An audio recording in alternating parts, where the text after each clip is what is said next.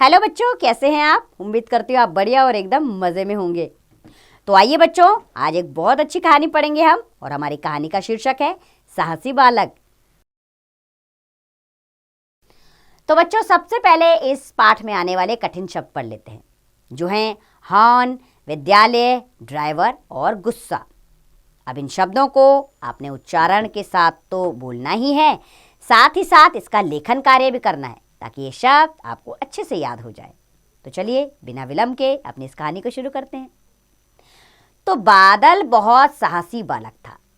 साहसी यानी बहुत ज़्यादा उसके अंदर साहस था, अर्थात डरता नहीं था किसी चीज़ से। एक दिन वह विद्यालय जा रहा था। एक बूढ़ा अंधा आदमी, अंधा कौन होता बच्चों? जिन्हें आंखों से दिखाई नहीं देता। तो एक बूढ़ा अंधा आदमी सड़क पार कर रहा था। तभी बादल को सामने से आती हुई एक बस दिखाई दी। बादल ने सोचा, अगर ड्राइवर ने बस की गति कम नहीं की तो, गति यानी कि स्पीड। बादल ने देखा एक बूढ़ा आदमी चला आ रहा है और एक बस आ रही है दूसरी तरफ से। उसे सोचा, अगर ड्राइवर ने स्पीड कम नहीं की तो। वह कांप उठा। वह जोर से चिल्लाया, अरे देखना बाबा। अंधा आदमी आवाज सुनकर पहले तो रुका, फिर आगे बढ़ गया। बस तेजी से उसी ओर आ रही थी। बादल हाथ ऊंचा करके चिल्लाया, रुक जाओ, आगे एक अंधा आदमी है।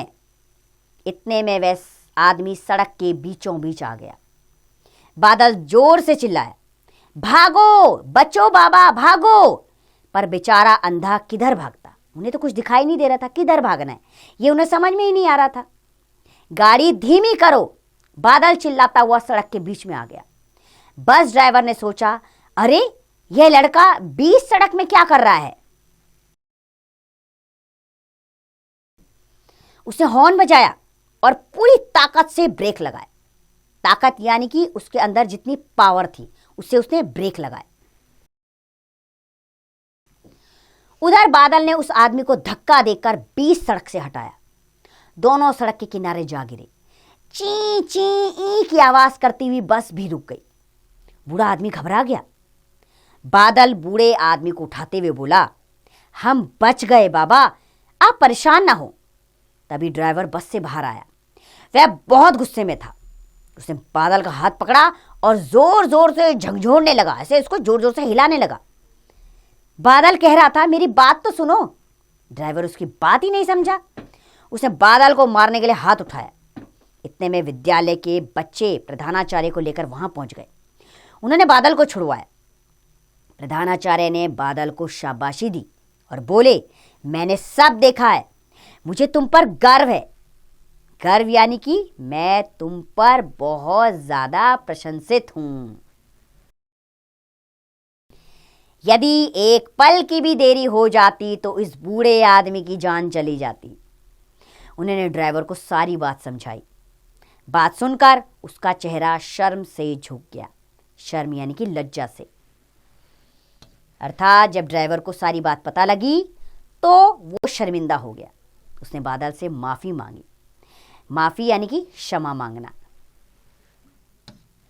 तब उसने छोटे बादल से माफी मांगी।